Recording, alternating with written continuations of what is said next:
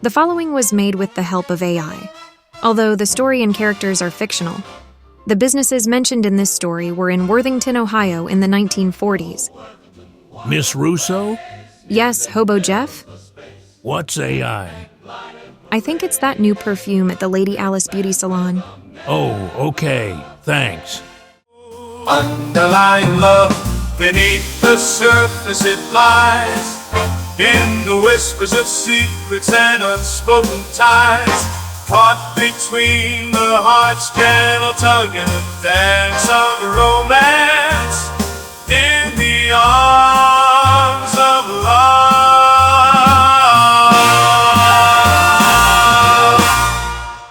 You are listening to Bradley Barkhurst's Underlying Love, a Worthington, Ohio Mystery. Chapter 1, Part 1. Cracks Beneath the Surface. The morning sun peeked over the rooftops of the village of Worthington, Ohio, ushering in the start of another day. As the sounds of the church bells rang at 8 a.m., echoing down High Street, shopkeepers began turning store signs from closed to open. Displays of fresh produce and hand-lettered signs beckoned customers strolling the sidewalks.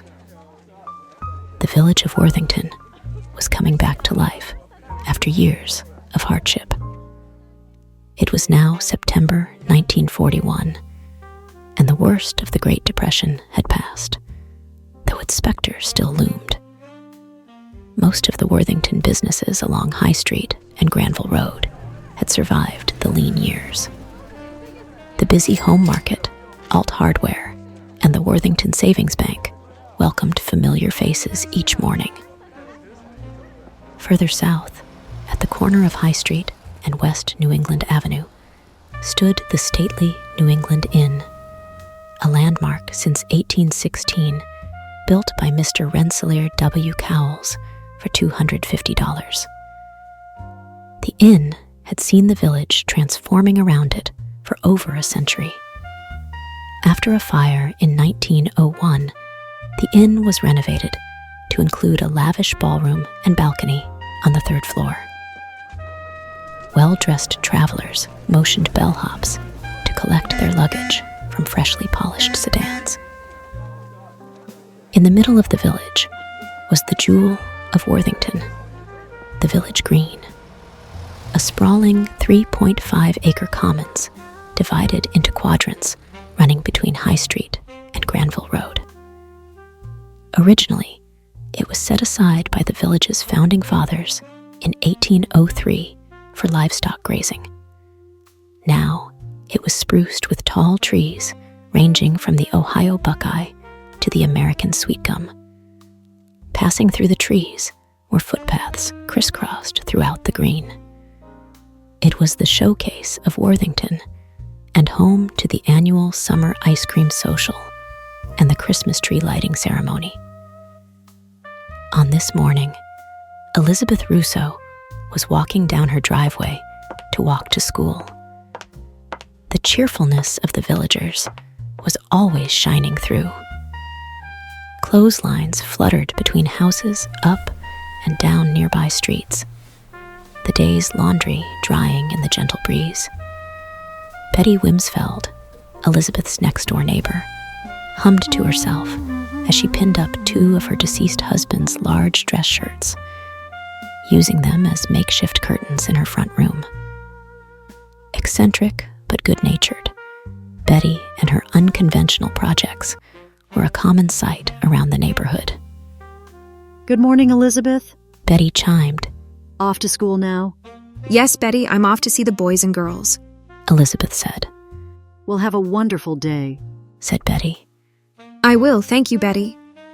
Elizabeth excitedly replied. As she walked onto High Street, Police Officer Jameson whistled a sprightly tune while making his usual rounds about the village. Good morning, Miss Russo. Officer Jameson said as he saw Elizabeth approaching. Good morning, Officer Jameson. Beautiful day this morning. Elizabeth gleefully replied. He tipped his cap to the residents, offered a nickel to a shoeshine boy, and reminded some high schoolers not to roller skate on the sidewalks. His genial presence added to the village's welcoming charm. Nearby, Mr. McFoley parked his mail truck in its usual spot. The postal carrier had been delivering letters to Worthington residents for over 2 decades with a great amount of pride. His leather satchel was overstuffed with postcards, letters, and magazines. As he began his route down High Street on foot, Mr. McFoley mentally noted which mailer each customer would want to read first. "Morning, Elizabeth. On the way to school, are ya?" Greeted Mr. McFoley. Indeed, I am Mr. McFoley, said Elizabeth. "Well, tell those kiddos. Postman McFoley hopes they study hard." I will, Mr. McFoley, smiled Elizabeth, nodding her head. On the outskirts of the village sat the small train stop, Worthington Station, which was still bustling with train activity. A few freight cars waited to be loaded with grain and livestock from local farms, headed down to Cincinnati. People had started to line up ready to commute to work on the passenger train to downtown Columbus. The distant whistles of approaching trains announced brief stops in Worthington before continuing southward to the Ohio River. Across the tracks was the Potter Lumber and Supply Company, a hardwood supplier for the central Ohio area. Next to Worthington Station stood a small cluster of ramshackle houses that were no longer maintained. This is where Hobo Jeff lay, passed out in a drunken stupor. The disheveled man survived on odd jobs and the charity of kind souls. For the most part, the village accepted him as part of life in Worthington.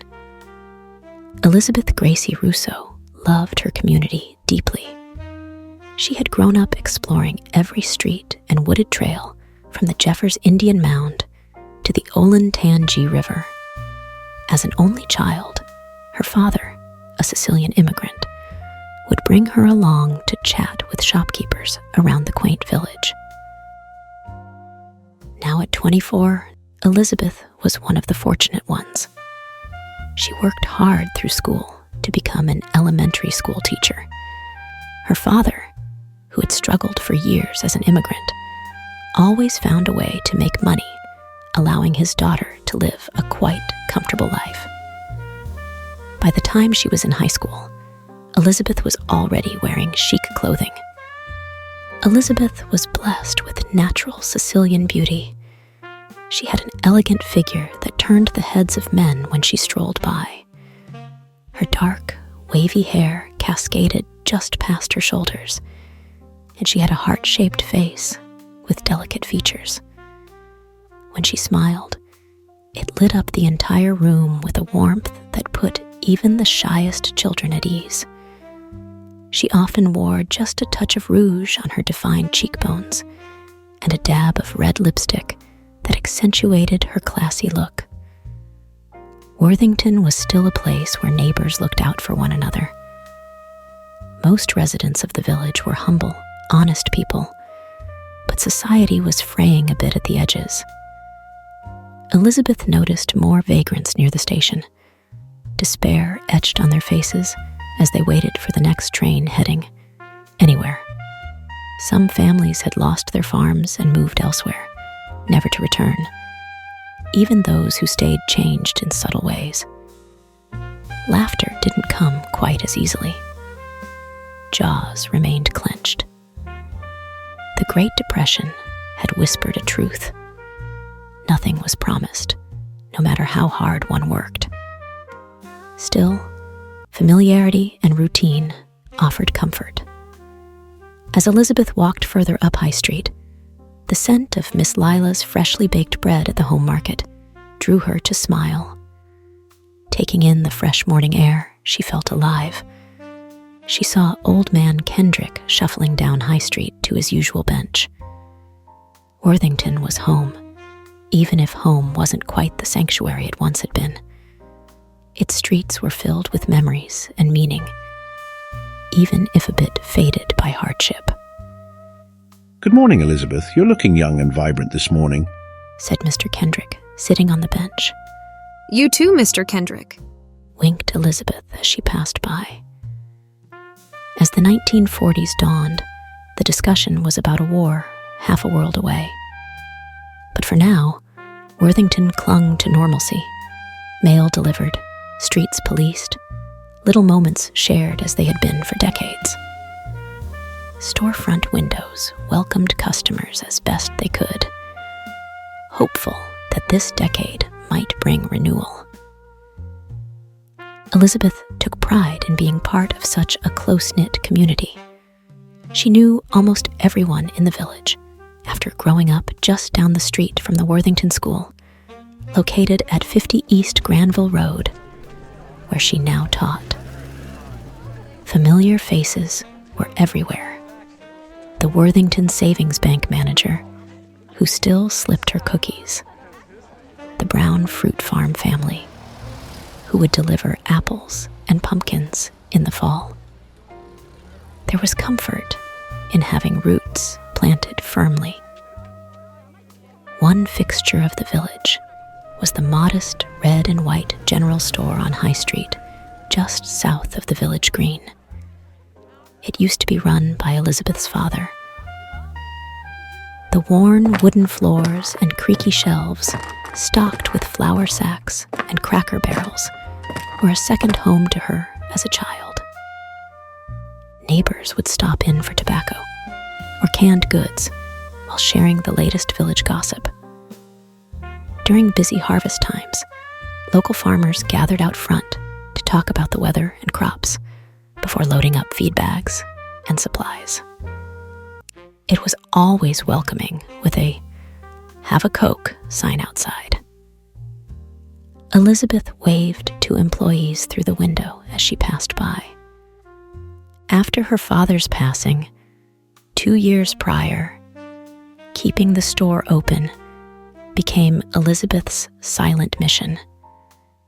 There had been more competition moving in such as the Kroger's grocery store, making it harder to compete. She had to take out a loan from the Worthington Savings Bank to keep the inventory in stock. Each well-worn surface and aging sign felt like a living relic of her dad. Fortunately, running the store wasn't so difficult with the help of her father's former assistant, now store manager John. He helped hire a few employees who were responsible for the store's daily operations.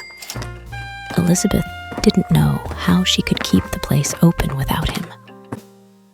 The store had become infused with nostalgia. Sitting at the counter on quiet weekend afternoons allowed her to feel her father's comforting presence for a fleeting moment. Elizabeth had warm memories of her father, though his death still haunted her. He passed away while driving to Columbus to get supplies for the store. He swerved the car to miss a drunkard who had suddenly walked out into the street. His car crashed into a truck going in the opposite direction.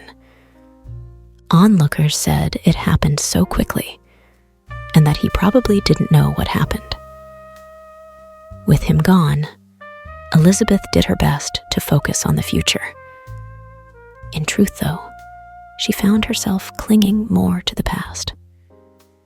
She reflected on memories of not only her father, but her high school sweetheart, Samuel Lewis, who had to leave the village during the Great Depression. With him gone, the years felt so uncertain, like a candle whose stifling glow could be extinguished by the slightest wind. Better to focus on the present tasks at hand, teaching the next generation, keeping the store in order, and playing her part in the community. She went through the familiar motions, steadying herself against waves of restlessness and longing that arose at odd moments. There was comfort in repetition and purpose.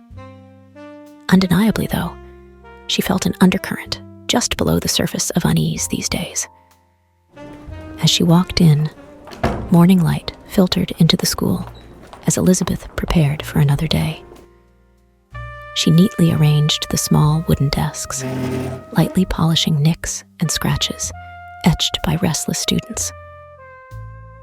Opening the windows, she welcomed in the soothing autumn bird song, a brief break before young voices would fill the room.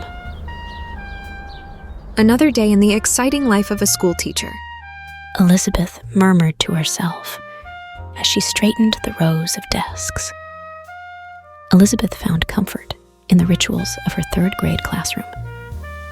The recitation of times tables, the shuffling of workbooks, the rhythmic scratch of pencils. In this room, she felt in control. Children looked to her for guidance, hanging on her every word. Most days, she could lose herself in the role of their teacher, mentor, or champion. But inevitably, her composed mask would slip. She might glance outside and catch a distant train whistle, reminding her of the wider world passing by. Other times, a precocious student would unwittingly stir a long-buried memory. Once, little Amy Collins recited a poem that Elizabeth remembered Samuel reading aloud, curled up on a picnic blanket, trading sweet kisses with him between verses. Samuel's family had lost everything when the Great Depression hit. Without even an in-person goodbye, they moved out of the village overnight in search of work. And like that, Elizabeth's first love was gone, leaving her heart not just bruised, but cracked fundamentally. Now, when Elizabeth passed the boarded-up Lewis's house on her walks, she quickened her pace and averted her eyes.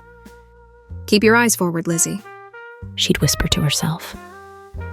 At night, though, in the silence of her room, letting her hair down and sinking into bed, Samuel still crept into her thoughts. That familiar straight-tooth smile, dreamy brown eyes, and brown, wavy hair. She remembered he had a scar on his forehead from falling out of a tree, and the timbre of his voice singing folk songs. He had a slender figure and stood around 5'10", which was not too tall or short, just right for her. He was the type of guy who sat back in the class with his head buried in a book.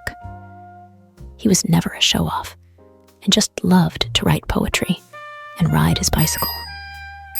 Elizabeth could still feel his comforting, warm arms embracing her at night before she went into her house. The details were preserved perfectly in memory's amber. Thanks for listening to Underlying Love, a Worthington, Ohio mystery. Be sure to like and subscribe and buy the novel by Bradley Barkhurst, now available for purchase. Will Elizabeth escape from this humdrum cycle of life? Can anything bring her excitement? Tune into the next episode of Underlying Love, a Worthington, Ohio mystery. Chapter 1, Part 2, Cracks Beneath the Surface to find out.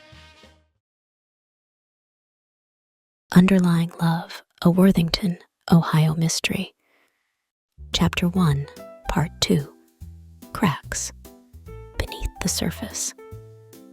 The faint clang of the school bell stirred Elizabeth from her reverie. The Worthington School was still fairly new after being built in 1938. It contained 6 elementary classes and 4 junior high classrooms. Above the central entryway lay the original bell that one of the village founders, James Kilbourne, had originally purchased for the 1808 Worthington Academy building. Little footsteps echoed down the hall as students began shuffling in. Elizabeth tidied her hair and straightened her dress, resuming the role she was here to play. Good morning, class. Elizabeth chirped brightly. Let's all take our seats and get ready for a wonderful day of learning. As the day progressed, Elizabeth fell into the comforting rhythm, reading aloud to the children, followed by reading circles, drilling arithmetic tables, and demonstrating proper penmanship techniques. She sometimes feared her days melted together into one long, unending stretch, like gum pulled endlessly to see how far it would go before finally breaking. But she carried on, filling each moment with purposeful activity. When the final bell rang at the end of the day, Elizabeth lingered to tidy up as tiny bodies dashed outside with carefree laughter. The room now empty, she clapped erasers vigorously, releasing dusty clouds into the afternoon light. Finally, locking the door at 3:30 p.m., Elizabeth set off through the tree-lined village green. The route that took her south on High Street, past shops and offices buzzing with activity. Businessmen tipped their hats to ladies clutching parcels and purses. An elderly street sweeper bid her good afternoon as he made his way. Elizabeth offered tight smiles in return.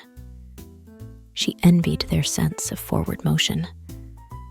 While others seemed propelled by purpose, she simply floated in placid waters, waiting to be directed downstream. Making it back to West New England Avenue and unlocking the heavy front door, Elizabeth entered the still house she had occupied alone for nearly a year now.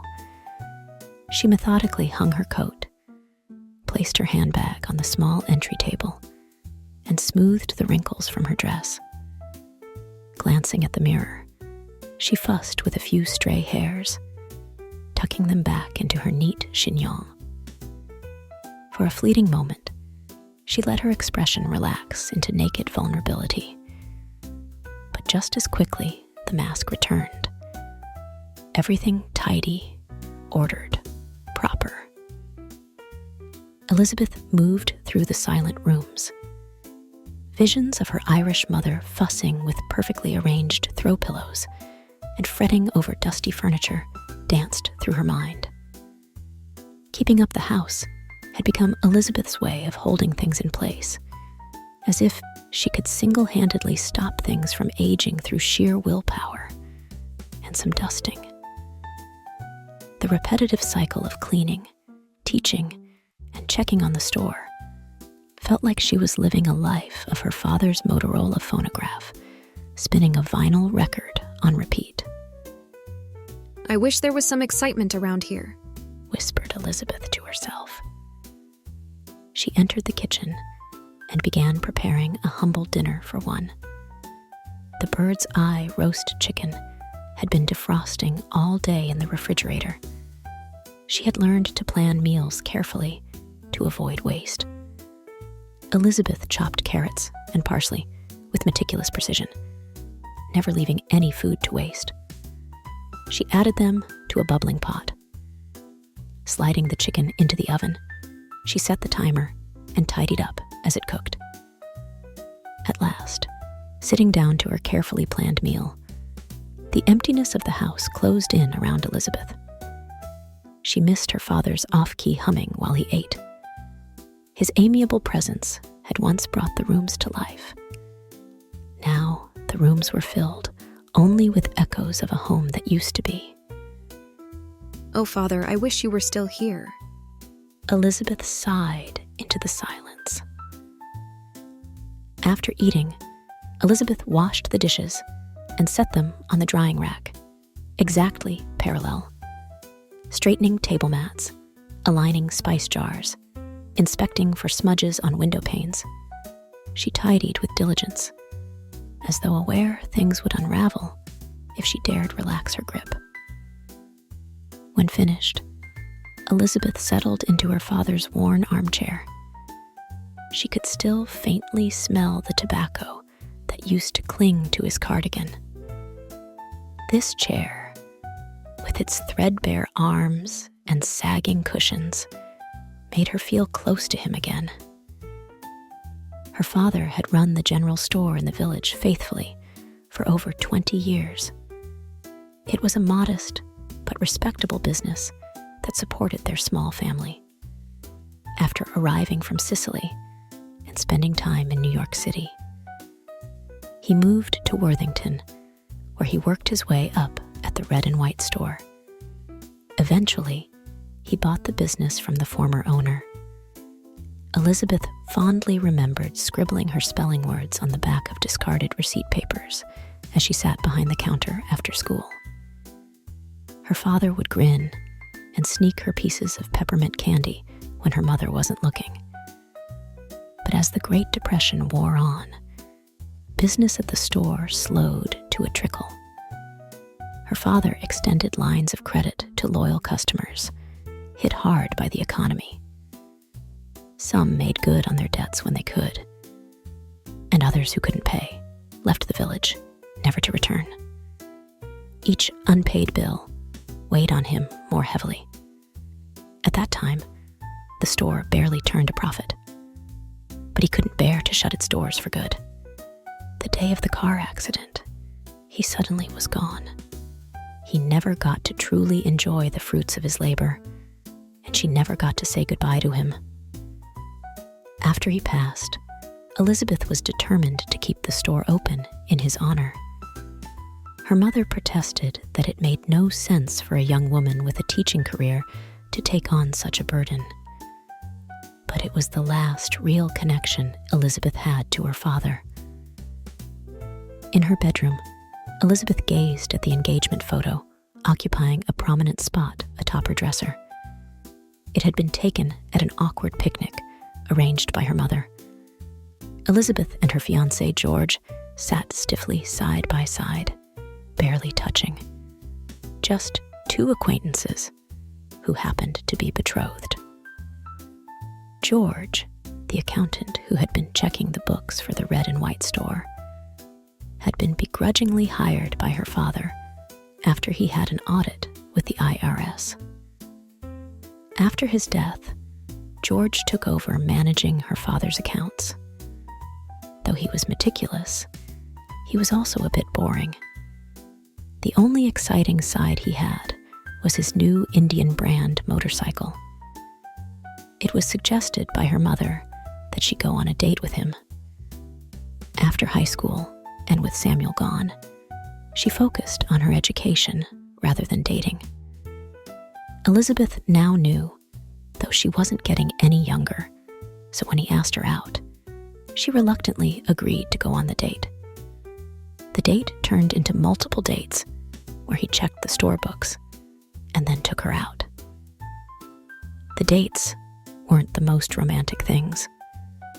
It was more like it just became a routine. Then, finally, it happened, the day George proposed to Elizabeth. It happened during a stilted conversation over an overcooked pot roast dinner at her home. The ring was presented like a business agreement. Never a romantic word passed his lips.